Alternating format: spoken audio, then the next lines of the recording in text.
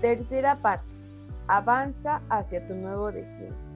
Toda la información de la primera y la segunda parte te ha aportado los conocimientos necesarios para poder demostrarla, aplicarla en la tercera parte, que te explica cómo llevarlo a cabo.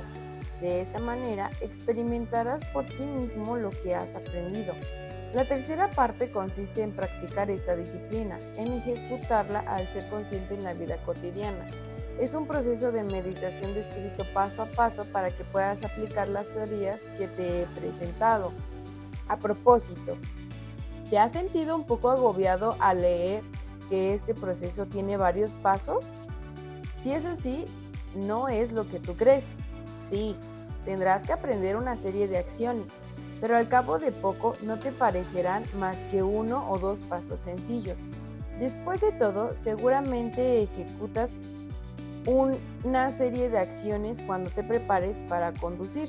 Por ejemplo, ajustas el asiento, te abrochas el cinturón, compruebas la posición de los espejos retrovisores, enciendes el motor y faros, escuchas un vistazo a tu alrededor, presionas la palanca del intermitente, accionas el freno de mano para desbloquearlo, pones la primera o la marcha atrás, pisas el acelerador. Desde que aprendiste a conducir, las has estado realizando con desenvoltura de manera automática. Te aseguro que después de aprender los pasos de la tercera parte, también te ocurrirá lo mismo con ellos. Tal vez te preguntes, ¿por qué necesito leer la primera y la segunda parte? Podría pasar directamente a la tercera. Lo sé, yo seguramente pensaría lo mismo. Decidí ofrecerte la información relevante en las dos primeras partes del libro para que no quedara ningún punto sin tratar que pudiera dar lugar a conjeturas, dogmatismos o especulaciones. Cuando empieces a realizar los pasos de meditación, sabrás exactamente qué es lo que estás haciendo y por qué lo haces. Cuando entiendas los qués y los porqués, más cosas sabrás y por lo tanto mejor sabrás cómo hacerlo cuando llegue el momento. Por eso, tu experiencia práctica de cambiar tu mente será más poderosa y deliberada. Al seguir los pasos de la tercera parte, tiendes más a aceptar tu capacidad innata para cambiar las llamadas situaciones irresolubles de tu vida. Incluso puede que te permitas contemplar posibles realidades que antes de conocer estos conceptos nuevos, nunca te planteaste. Quizás empieces a hacer algo poco común. Es lo primero que deseo que consigas cuando termines este libro. Si te resistes a la tentación de pasar directamente a la tercera parte, te prometo que lo que aprenderás en ella cuando la leas te dará mucha fuerza. He visto la utilidad de este método en todo el mundo en la serie de 3 talleres que imparto. Cuando los participantes adquieren los conocimientos adecuados de tal modo que los entienden a la perfección y tienen la oportunidad de aplicar lo aprendido con unas instrucciones eficaces, ven como por arte de magia los frutos de sus esfuerzos en forma de cambios que son como respuestas del universo en su vida. La tercera parte presenta las habilidades meditativas que te permitirán cambiar algo en tu cuerpo y tu mente y producir un efecto en el exterior.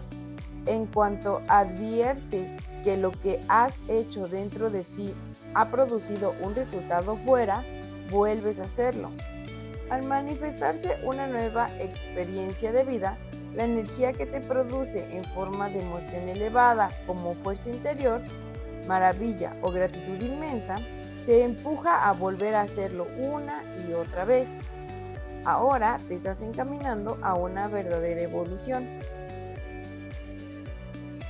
Cada paso de la meditación descrito en la tercera parte tiene que ver con alguna información importante presentada en la primera o la segunda.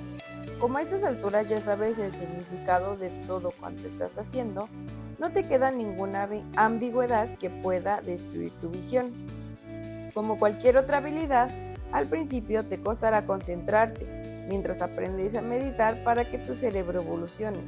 Es posible que debas refrenar tu conducta habitual y centrarte en lo que estás haciendo sin distraerte con otros estímulos para que tus acciones sean coherentes con tu intención. como te ocurrió cuando aprendías a cocinar comida tailandesa, a jugar al golf, a bailar salsa o a manejar el cambio de marcha. Tendrás que practicar la amplitud nueva, ejercitar la mente y el cuerpo para memorizarla. Recuerda que la mayoría de instrucciones están divididas en pequeños pasos para que la mente y el cuerpo trabajen unidos. En cuanto, en cuanto le cojas el tranquilillo, los pasos se unirán en un fluido proceso. El enfoque metódico y lineal que aplicarás fluirá a la perfección en una demostración holística, natural y unificada. Es cuando te vuelves un experto. A veces el esfuerzo que exiges se te hará pesado, pero si persistes en ello, poniéndole voluntad y energía, con el tiempo gozarás de los resultados. Cuando sabes que sabes cómo hacer algo, ya vas camino a dominarlo. Me causa una gran alegría decir que muchas personas de todo el mundo ya están aplicando los conocimientos de este libro para hacer cambios demostrables en su vida. Deseo de todo corazón que tú también suprimas el hábito de ser tú y crees la nueva vida que deseas. Pongámonos manos a la obra. Primera parte. La ciencia de ser tú. Tu yo cuántico. En el pasado, los físicos dividieron el mundo en materia y pensamiento y más tarde en materia y energía. Cada uno de estos pares se consideraba totalmente distinto el uno del otro, pero no lo son. Esta dualidad mente-materia conformó nuestra vida del mundo según la cual la realidad estaba básicamente predeterminada y podíamos hacer muy poco para cambiar las cosas con nuestras acciones, y menos aún con nuestros pensamientos. Pero hoy día consideramos que formamos parte de un inmenso campo invisible de energía que contiene todas las realidades posibles y que responde a nuestros pensamientos y sentimientos. Al igual que los científicos están estudiando la relación entre pensamiento y materia, nosotros estamos deseosos de hacer lo mismo en nuestra vida. Pero por eso nos preguntamos, ¿puedo crear con mi mente mi propia realidad? De ser así, ¿es una habilidad que puedo aprender y usar para convertirme en quien quiero ser y crear la vida que quiero vivir?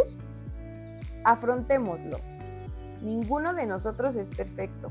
Tanto si queremos cambiar o no en el sentido físico, emocional o espiritual, todos abrigamos el mismo deseo. Queremos vivir con una versión idealizada de quien pensamos y creemos poder ser. Cuando plantados frente al espejo contemplamos nuestros michelines, no solo vemos reflejados en él esta versión nuestra algo regordeta, sino que también vemos, dependiendo del humor con que nos hayamos levantado ese día, una versión de nosotros en mejor forma física u otra más obesa y maciza. ¿Cuál de nuestras imágenes es la real? Cuando acostados en la cama repasamos por la noche los acontecimientos del día y nuestros esfuerzos para ser más tolerantes y menos reactivos, nos estamos viendo tan solo el padre o la madre que le ha gritado a su hijo por no hacer sin rechistar deprisa lo que le pedía. Nos vemos como una persona angelical a la que le han agotado la paciencia o como un ogro horrendo que destruye la autoestima de un niño. ¿Cuál de estas imágenes es real? La respuesta es, ambas lo son. Y no solo son estos dos extremos, sino también un espectro infinito de imágenes que abarca desde las positivas hasta las negativas. ¿Cómo puede ser? Para que entiendas mejor por qué ninguna de esas versiones tuyas es más o menos real que las otras, tendré que destruir la idea más común de la naturaleza de la realidad y reemplazarla por otra. Si bien parece una tarea hercúlea, y en cierto sentido lo es, también sé que este libro seguramente te ha atraído porque no has conseguido hacer ningún cambio físico, emocional o espiritual en tu vida que haya sido duradero. No has logrado ser la persona que deseabas. Tu fracaso tiene más que ver con tus ideas que porque tu vida es como es con cualquier otra cosa, como por ejemplo la falta de voluntad, de tiempo, de valor o imaginación. Para poder cambiar, debes modificar la imagen que tienes de ti y del mundo, para abrirte a nuevos conocimientos y experiencias.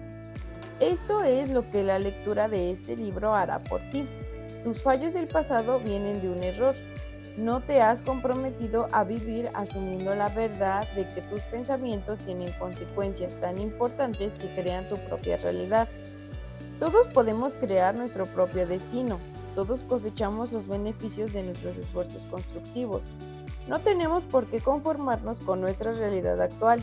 Podemos crear otra nueva cuando queramos.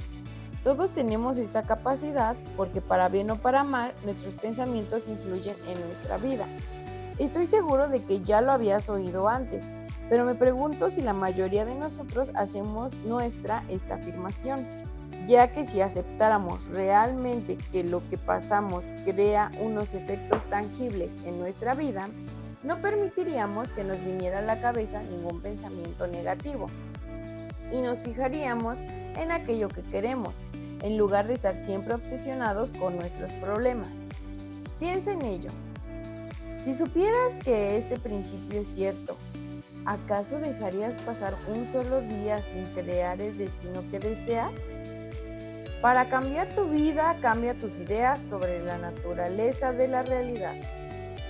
Espero que este libro cambie tu idea de cómo funciona el mundo, la convenza de que eres tan poderoso y más de lo que crees, y te inspire a demostrar que lo que piensas y crees ejerce un profundo efecto en el mundo que te rodea. Hasta que no veas tu realidad actual de otro mundo, cualquier cambio que hagas en tu vida será superficial y efímero. Si deseas obtener los resultados deseados de forma duradera, debes cambiar tu idea de por qué ocurren las cosas. Para lograrlo, tendrás que abrirte a una nueva interpretación de lo que es real y cierto. Para ayudarte a adquirir esta mentalidad nueva y empezar a crear la vida que deseas, hablaré un poco de cosmología, el estudio de la estructura y dinámica del universo. Pero no te asustes, echaremos una ojeada al tema de la naturaleza de la realidad y cómo algunas de las ideas que teníamos sobre ella han ido evolucionando hasta llegar a la que es nuestra visión actual. Es necesario para que pueda explicarte con brevedad y claridad cómo es posible que tus pensamientos moldeen tu destino. Este capítulo pondrá a prueba tu deseo de abandonar las ideas que te han ido inculcando durante años de manera consciente o inconsciente. En cuanto adquieras una nueva idea de las fuerzas y elementos básicos de los que se compone la realidad, la antigua idea de que este mundo, lo lineal y lo metódico, es la norma, ya no tendrá cambio en ti. Prepárate para cambiar algunas ideas que abrigas.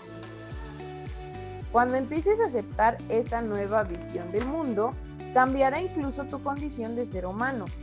Espero que no sigas siendo la misma persona que eras al comenzar a leer este libro.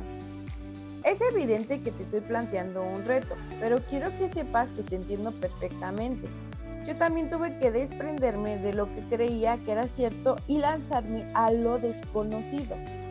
Para que te resulte más fácil cambiar tu idea de la naturaleza de las cosas, veamos cómo la antigua creencia de que tu mente y materia no son lo mismo la ha condicionado nuestra visión del mundo. ¿Siempre es materia y nunca mente? ¿Siempre es mente y nunca materia? Conectar el mundo físico exterior de lo observable con el mundo mental interior de los pensamientos siempre ha sido un gran reto para científicos y filósofos. Muchos seguimos creyendo, incluso hoy en día, que la mente tiene efectos muy pequeños o imperceptibles en el mundo de la materia. Aunque coincidamos seguramente en que el mundo de la materia crea consecuencias que nos afectan mentalmente, dudamos de que la mente pueda producir cualquier cambio físico que afecte los aspectos sólidos de nuestra vida. Mente y materia parecen dos cosas distintas. Es decir, a no ser que cambiemos nuestra comprensión de cómo lo físico y lo sólido coexisten. Este cambio ya se ha producido. Y para ver de dónde surgió, no es necesario retroceder demasiado en el tiempo. Desde la época que los historiadores consideran como tiempos modernos, la humanidad ha creído que la naturaleza del universo era ordenada y, por otro lado, previsible y explicable. Veamos, por ejemplo, a René Descartes, un matemático y filósofo del siglo XVII que creó muchos conceptos que en la actualidad siguen siendo muy importantes para las matemáticas y otros campos. Al menos eso creo. ¿Te suena algo? Pienso, luego existo. Pero que sin embargo lanzó una teoría que nos ha hecho en realidad más mal que bien. Descartes fue el defensor del modelo mecanicista del universo, la idea de que el universo está regido por leyes previsibles. En lo que respecta al pensamiento humano, Descartes se enfrentó con un auténtico reto. La mente humana poseía demasiadas variables como para encajar en una ley física. Al no poder unir su conocimiento del mundo físico con el de la mente, aunque tuviera que tener ambos en cuenta, Descartes recurrió a un ingenioso juego mental, un juego de palabras. Dijo que como la mente no estaba sujeta a las leyes del mundo físico objetivo, estaba fuera del alcance de las investigaciones científicas. El estudio de la materia era competencia de la ciencia, la materia y no la mente. En cambio, la mente, al ser el instrumento de Dios, era a la religión a la que competía estudiarla, la mente y no la materia. Descartes inició un sistema de creencias que imponía una dualidad entre los conceptos de mente y materia. Durante siglos, esta división se consideró un conocimiento aceptado de la naturaleza de la realidad. Los experimentos y teorías de Isaac Newton ayudaron a perpetuar las ideas cartesianas.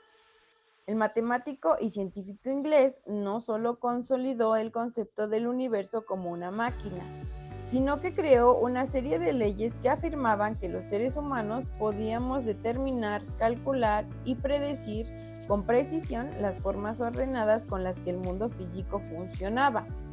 Según el modelo físico newtoniano clásico, todo se consideraba sólido. Por ejemplo, la energía se interpretaba como una fuerza que movía los objetos o cambiaba el estado físico de la materia. Pero como verás, la energía es mucho más que una fuerza exterior ejercida sobre la materia. La energía es el entremando mismo de lo material y responde a la mente. Por extensión, la labor científica de Descartes y Newton estableció un modo de pensar según el cual la realidad estaba gobernada por principios mecanicistas. La humanidad apenas podía influir en los resultados, toda la realidad estaba permitida. Dada esta visión, no es extraño que los seres humanos empezaran a dudar sobre la idea de que sus acciones importaran y ni se plantearan que sus pensamientos fueran importantes o que el libre albedrío desempeñara un papel en el universo. ¿Acaso muchos de nosotros no seguimos suponiendo, de manera consciente o inconsciente, que los seres humanos somos a menudo poco más que víctimas? Como estas apreciadas ideas de Descartes y Newton prevalecieron durante siglos, fue necesario un pensamiento revolucionario para contrarrestarlas. Muy bien, en esta tercera sesión de nuestro club de lectura hemos avanzado con pasos firmes. Hoy continuamos leyendo parte de la introducción y comenzamos con el capítulo 1, adentrándonos en una idea esencial del libro, ya que esta nos incluye: el cambio verdadero no es un acto repentino ni un momento de inspiración fugaz. Vemos que es un proceso consciente, constante y profundamente práctico. El autor nos habla de la importancia de llevar la conciencia a la vida cotidiana. No basta con tener buenas intenciones o ideas emocionantes sobre el futuro.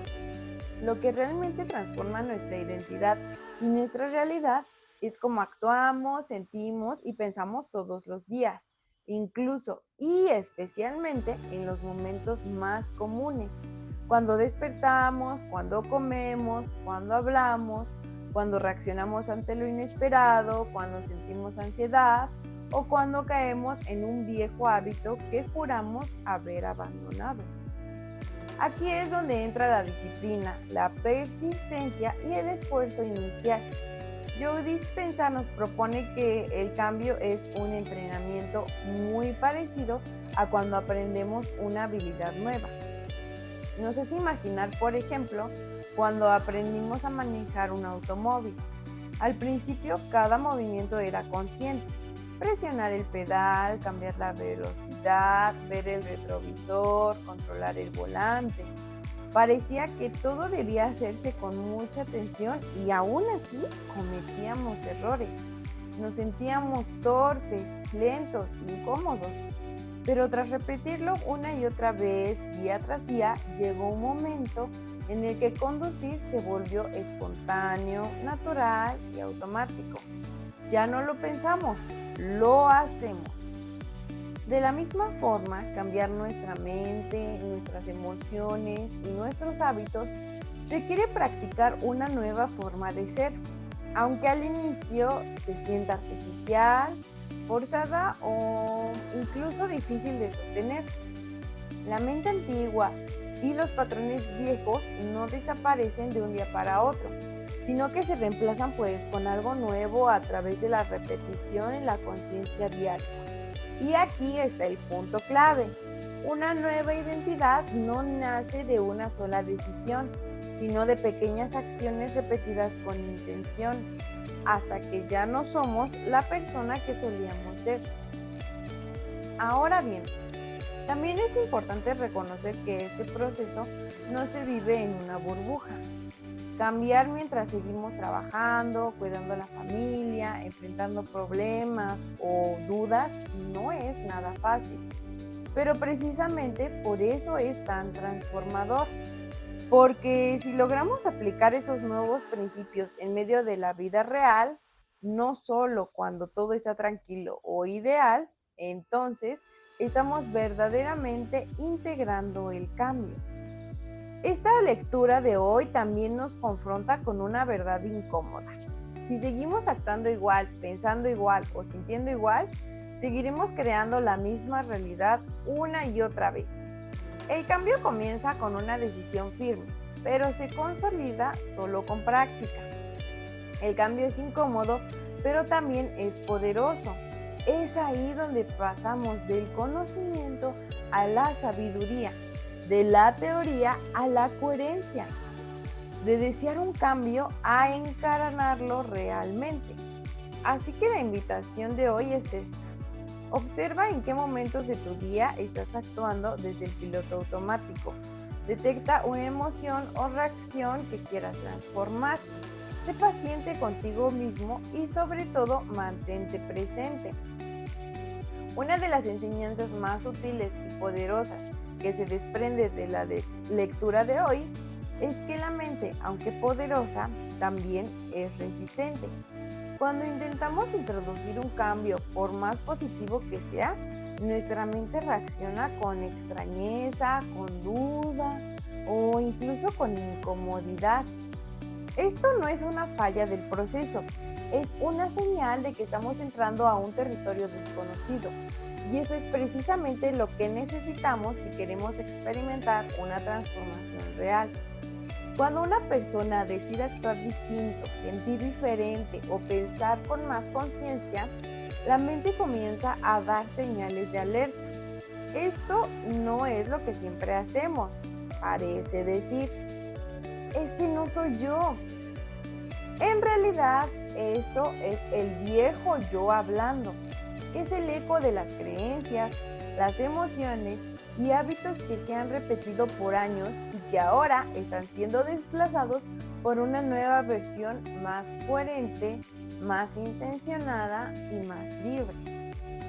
Por eso es importante no interpretar esa incomodidad inicial como una advertencia de que algo está mal, sino como una señal de que algo nuevo están haciendo. Aquí entra una de las grandes claves de esta obra. No se trata solo de querer cambiar, sino de tener un sistema que nos acompañe, una guía clara, bien fundamentada, que nos permita practicar paso a paso con propósito. Justamente eso propone este libro, un plan basado en ciencia, neurociencia, epigenética y experiencia. Es un camino probado y seguirlo con disciplina, aunque al principio nos parezca extraño o incluso difícil, con el tiempo nos llevará a sentir algo maravilloso, que es seguridad interior.